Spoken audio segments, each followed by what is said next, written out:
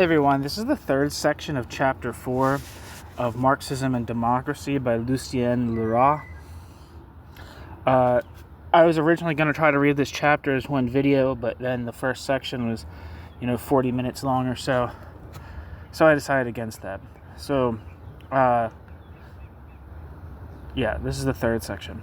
And it's titled The Technocratic Menace and Democracy. We have already pointed to the striking analogies to be observed in the economic structures of all the principal industrial countries. Whether it is the United States, Great Britain, Germany, France, Italy, or Russia, their economic systems develop in the same general direction, and their points in common may be summed up as follows. 1. The increasing organic fusion between the state and the economic system, the development at first spontaneous and then more and more deliberate of, quote, control levers, the rapidly increasing centralization of all economic activity, the development of decentralized control lacking coordination in the direction of centralized and coordinated control. 2. The development of property towards more and more collectivist forms, increase in the number of the shareholding public, the decline of the private sector of the economic system before the advance of the public sector, the broadening of social legislation, the development of increasingly collectivist legal forms. Footnote. This latter aspect, too often neglected by many socialists and trade unionists, has been presented very clearly by André Fourgeois, I don't know if I'm saying his name right, or Fourgeois, in his book Du Code individualiste ou droit syndical, essai de synthèse de économique du droit nouveau. End footnote. However, this process of centralization and collectivization is taking place on a basis of contradictions.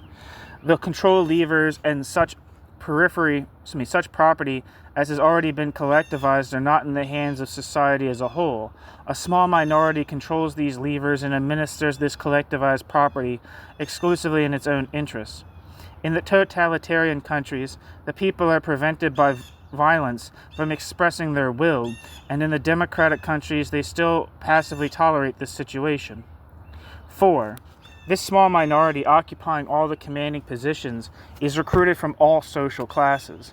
Originally, they appeared in the guise of a monopolist and finance plutocracy, the master of organized capitalism and immediate beneficiary of the fascist movement. However, in the fascist countries, it has to give ground under the pressure of the bureaucracy it has raised to power, and it risks having to abdicate before it altogether. In the democratic countries, this plutocracy seeks to utilize the technicians, but whereas elsewhere, these technicians are beginning to turn against them. In Russia, where the November Revolution overthrew all the old forms, the plutocracy was destroyed and replaced by a bureaucracy, which is now beginning to develop more and more into a technocracy. The development towards a more and more controlled economy creates, together with the necessary control organs, the technicians capable of using those control organs. The economic and social characteristics we have just sketched are common to all the countries mentioned. The varying political regimes and the nature of the upheavals which give rise to some of them have obviously given special characteristics to the economic framework of each country. But these are only of superficial interest when compared with their fundamental resemblances. We see no cause to be surprised at the existence of such differences. The development of capitalism also took on many and varied forms. In one country, the development was uninterrupted. In another, it proceeded by revolutionary fits and starts. In one country, it adapted itself to a relatively democratic regime, and it passed through periods of terrorist dictatorship. However, despite all this, the fact remains that these widely varying surface differences, which have been interpreted in so many different ways, were all expressions of one and the same process of development. In every case, the final result was the triumph of 19th century capitalism, whose fundamental traits are characteristic of all the advanced countries of our day. We are faced with the same situation again. The new economic structure, which is arising out of the convulsions of decadent capitalism, is taking shape under varying conditions and is developing in various countries within the framework of capitalism. More vigorous and more mature in some countries, less vigorous and less mature in others. The political convulsions may provoke a premature delivery in Germany and Italy, or lead to a cesarean operation in Russia.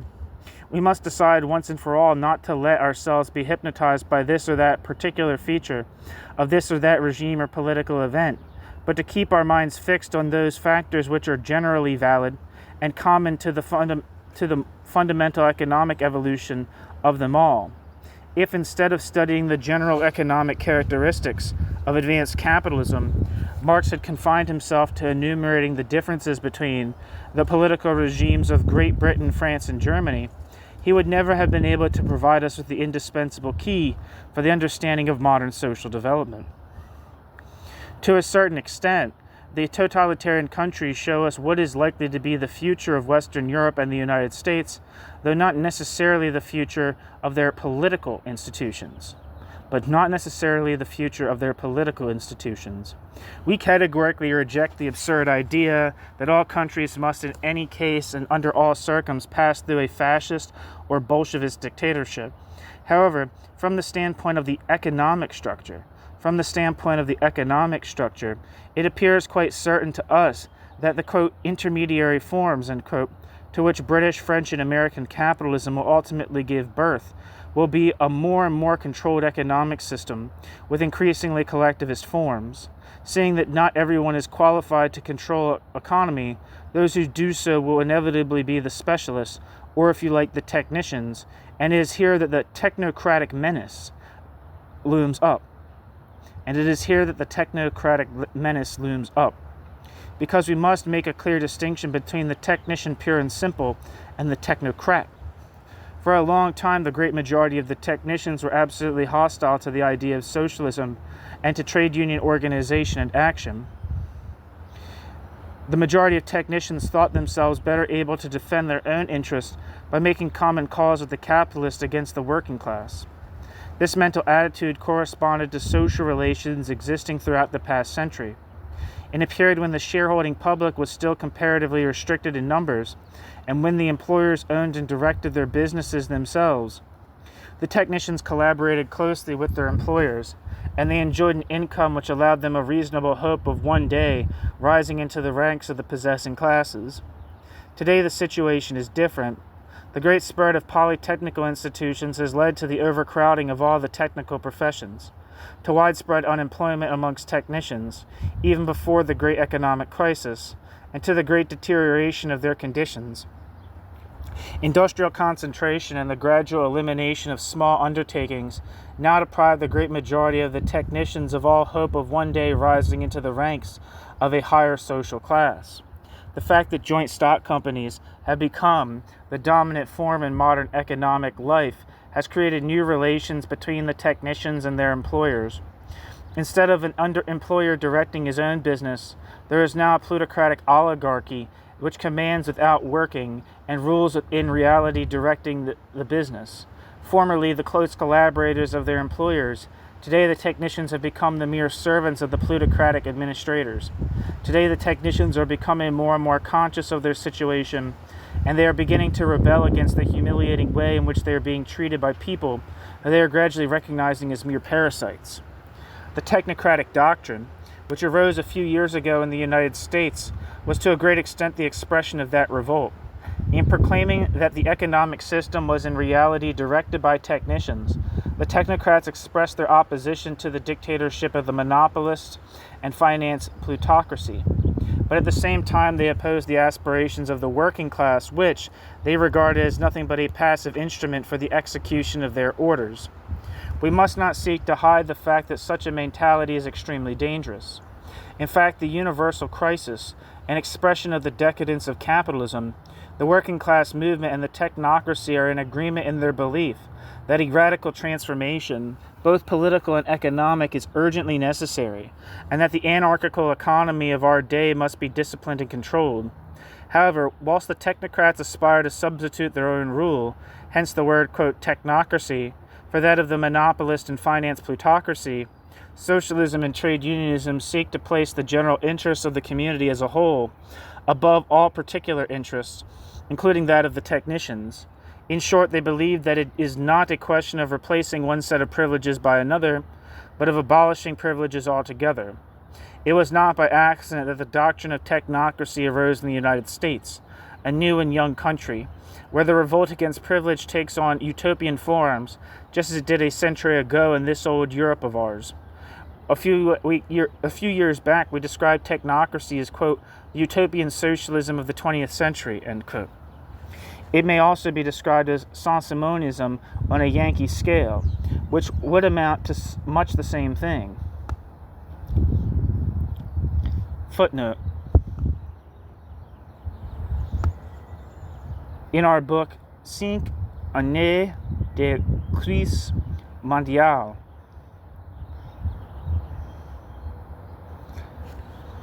published in 1934. I don't know what that means, but doesn't matter. Moving on.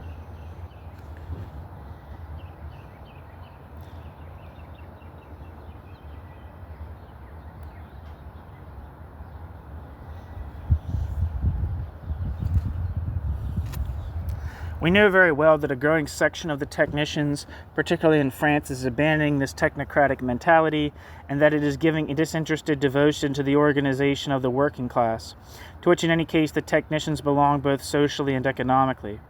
However, we also know that the technicians perform a directing function in the economic process, and that under certain circumstances they might develop into a new privileged caste, as we can see more and more clearly in Russia today. The danger will even grow as the state penetrates further and further into the economic system, and we've already seen that a state which increasingly assumes economic functions may easily develop into a forcing house for a new class of exploiters. The technicians are members of the wage-earning class, but those among them who occupy directive positions come under that particular category of variable capital, which Marx has called, quote, wages of superintendents, and which we have designated with VS. During the course of a capitalist development, in parallel with the impersonalization of capital, wages of superintendents has separated itself from industrial profit, and now approximates to variable capital. I'm assuming, it says V, approximates to V, I'm assuming that's what that means there. However, this development towards a generalized wage-earning class does not efface the difference between variable capital and wages of superintendents. This new relation between variable capital and wages of superintendents is still concealed both under organized capitalism and in the fascist economic system. It is cloaked by the fact that by far the greater part of industrial profit is seized by the plutocracy, and that the domination of variable capital and wages of superintendents by industrial profit is much greater than the domination of variable capital by wages of superintendents. I guess wage labor, and wages and wages of superintendents. This cloak falls altogether in the Soviet economic system, which the revenue of the bureaucratic oligarchy presents itself in the form of wages of superintendents and includes also industrial profit. Now, that me saying industrial profit is, that's not Laurat's precise words. It just says P, which he keeps using for all these different instances. He uses it for he uses it for liberal capitalism, he uses it for fascist capitalism, and the USSR. So I'm assuming it could mean, the reason I'm saying that is that it could just mean surplus appropriated by the owner of industry. Anyway, thus we can ask ourselves seriously whether the transitional economic system which is developing is not characterized, at least to a certain extent, by the preponderance, not to say the predominance, of the technicians. The term technicians embraces not only engineers, but also those who occupy directive positions. In view of the increasing penetration of the state into the economic system, a penetration which is particularly deep in the totalitarian countries, a growing number of administrative functions are becoming economic functions. The bureaucrats themselves are beginning to appear as the technicians of administration. In this way, the question arises as of whether the relationship between wages and wages of superintendents conceals a new class antagonism destined to develop during the period of transition. Whether this presents itself in the form of an economic autocracy, Germany, Italy, and Russia, or in the form of a, quote, mixed economy, as provided for in the labor plan of the French CGT.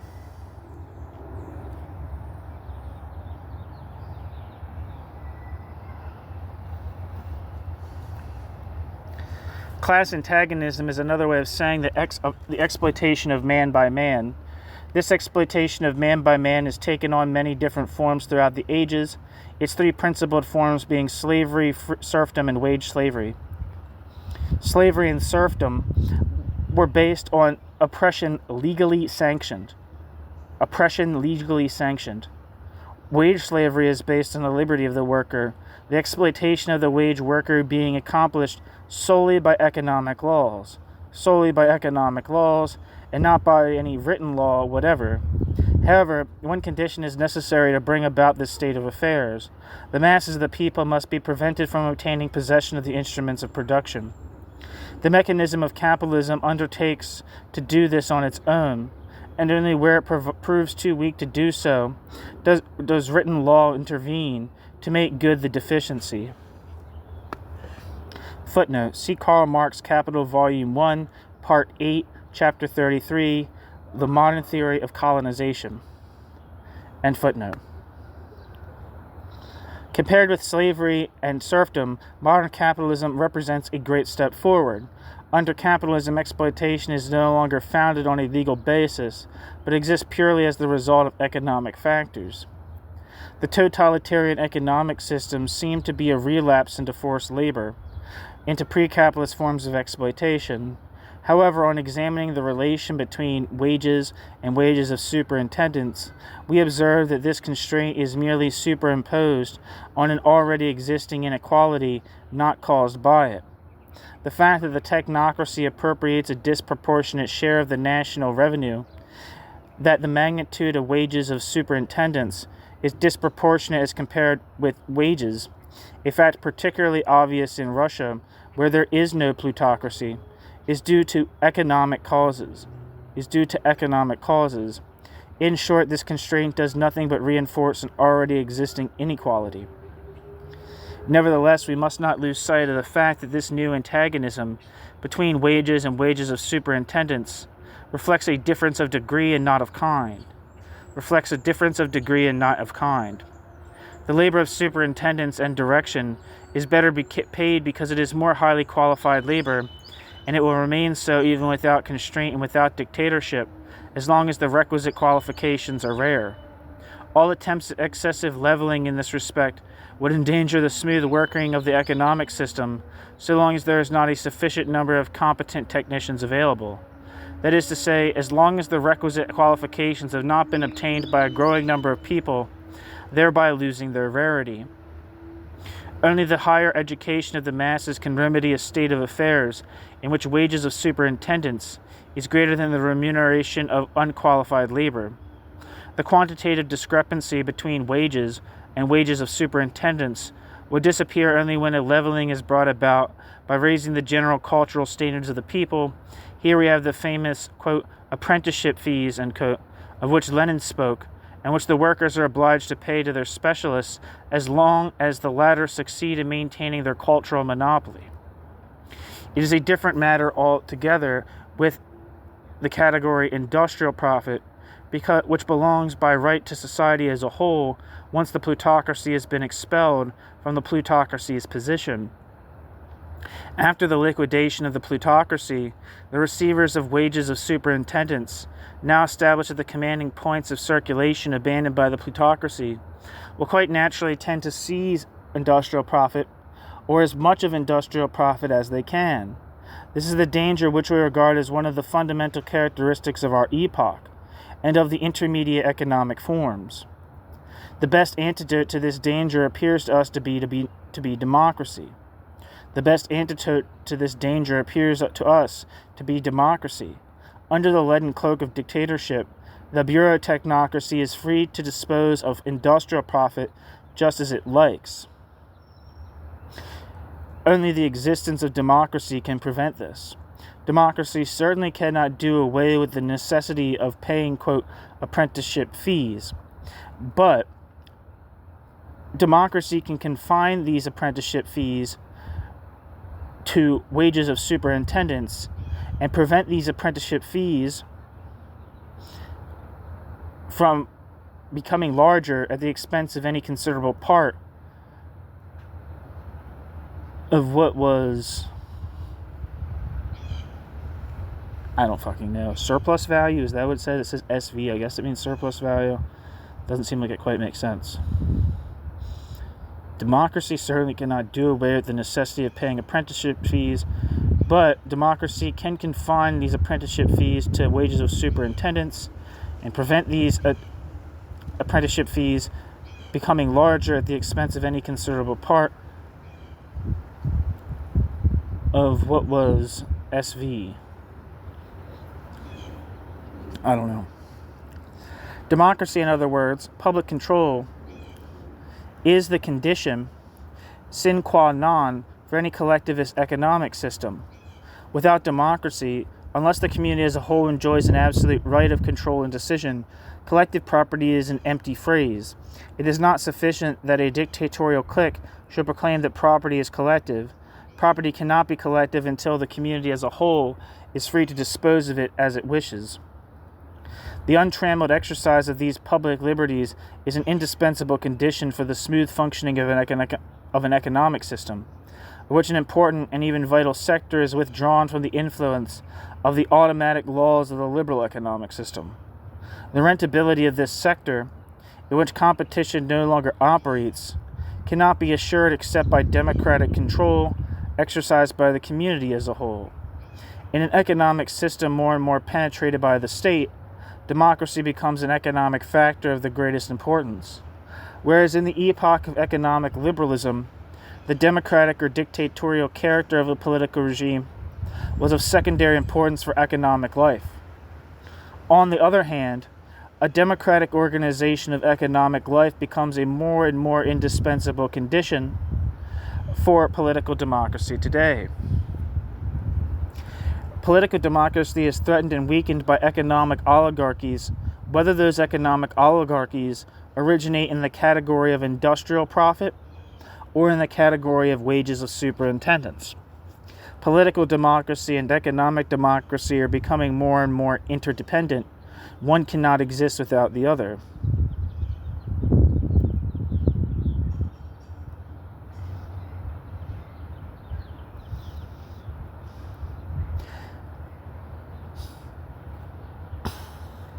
In any case, democracy is nothing but a mode of written law.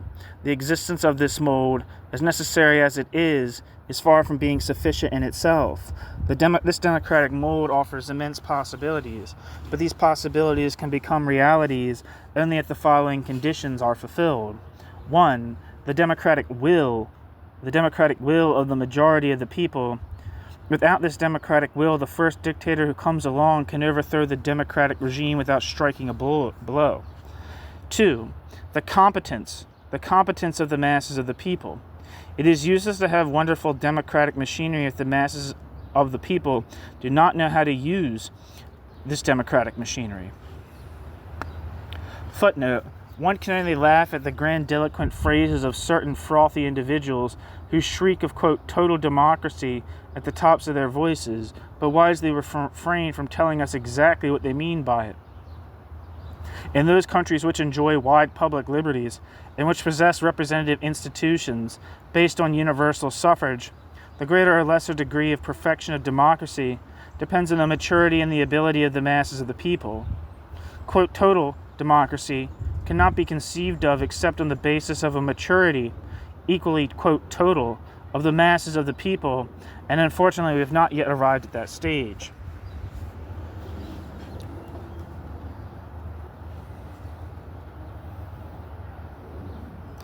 End footnote. In other words, if democracy is to have any real vitality, it must be based on the competence and maturity of the masses of the people, the degree of emancipation of labor possible of attainment in a given historical epoch, is directly dependent on the degree of maturity and competence of the workers, and on their ability to control the collectivist forms which are developing more or less automatically before their eyes. Alas, democracy appears greatly discredited in our day. If it were only a question of the thunderous speeches of dictators, periodically proclaiming, quote, the bankruptcy of democracy, end quote, we could easily console ourselves. But even in the ranks of socialists, there are anti-democratic tendencies, whose spokesman assures that democracy has had its day. We humbly proclaim ourselves old-fashioned enough to reject this point of view completely. The enemies of democracy make the undoubted weaknesses of parliamentarism a pretext for recommending systems either frankly dictatorial or camouflaged with the name, quote, direct democracy. We agree entirely that the referendum is an excellent democratic instrument, and we should like to see it introduced in France to settle important questions. However, when under the pretext of, quote, correcting and, quote, improving democracy, people try to take us back to antediluvian democratic forms, we are compelled to protest vigorously. Footnote. In his book Die proletarische Revolution und ihr Programm, published in 1922, Kautsky excellently demonstrates the reactionary character of that form of democracy as advocated by those people, whether they call themselves Stalinists or Trotskyists, who shout for, quote, Soviets everywhere, end quote. End footnote. And as I said before, I don't know, maybe I didn't say this before, but Lucien Laurat is of a democratic socialist bent, or centrist Marxism bent, in the tradition of Kautsky and others,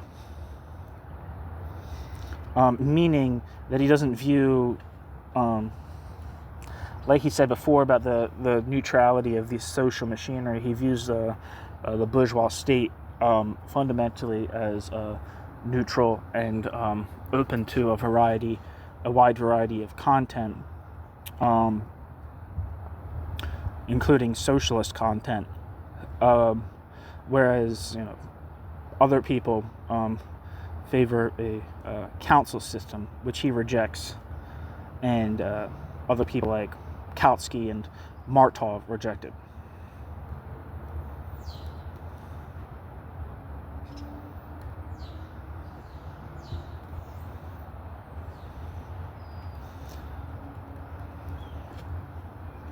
So they're neither council communists nor Bolsheviks. Or Laurat is neither council communist or Bolshevik. Where we find that democracy is imperfect, the cause is generally a lack of sufficient parliamentarism rather than the contrary. Like all human institutions, parliamentarism is obviously not perfect, but like other human institutions, it is also open to amendment and improvement. However, in order to improve it, we must first obtain as clear an idea as possible of its real shortcomings. Above all, we must take care not to blame parliamentarism for faults for which parliamentarism is not responsible. Providing it is accompanied by all those liberties which are the essence of democracy, Parliament may be called the mirror of public opinion. If a man looks at himself in a mirror and finds the reflected image rather depressing, that may be the fault of the mirror. On the other hand, it may be that the features of the beholder are far from perfect. What we are now calling, quote, the crisis of parliamentarism, end quote, is due to a little of both. Parliament reflects the image of society as society is, with all of society's divisions and hostilities. The fact that today many parliaments exhaust themselves in sterile palaver, I don't know what that means, and find their capacity for action greatly reduced, is often because the opposing political forces are more or less equal in strength and mutually paralyze each other in the representative assemblies. In this case, it is not the mirror we must blame, but the ugliness of capitalist society and its decadence, and there is no point whatever in breaking the mirror. There's no point whatever in breaking the mirror. The parliamentary system certainly has the parliamentary system's defects. In other words, the mirror is not all that it should be. Footnote. In their study La Réforme du Réformisme, which appeared in 1926 and is still of great interest today,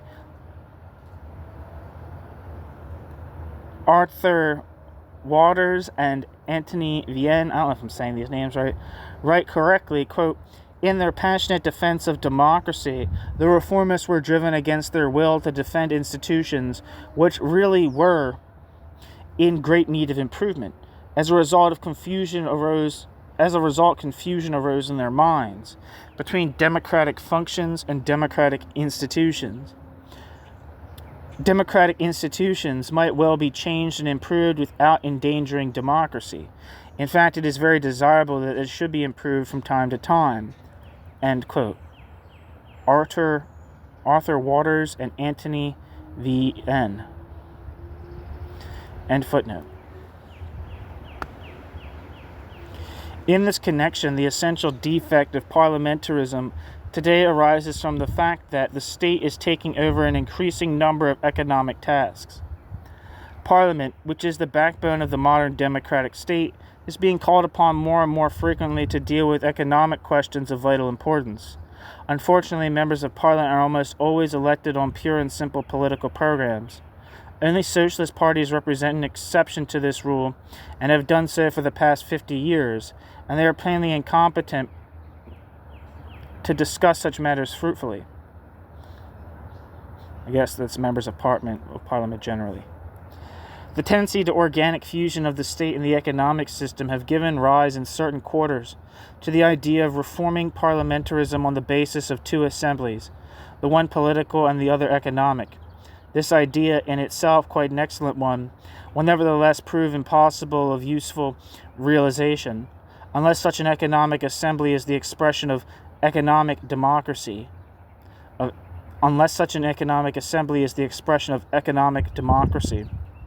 If, on the other hand, its realization were left in the hands of a privileged clique, democracy would have nothing whatever to gain from it. However, in our opinion, the time has come to consider seriously a reform of parliamentarism. This reform should be carried out by extending public liberties, developing economic democracy, and adapting the parliamentary regime to those new and ever more pressing economic necessities which are arising in our day. Footnote.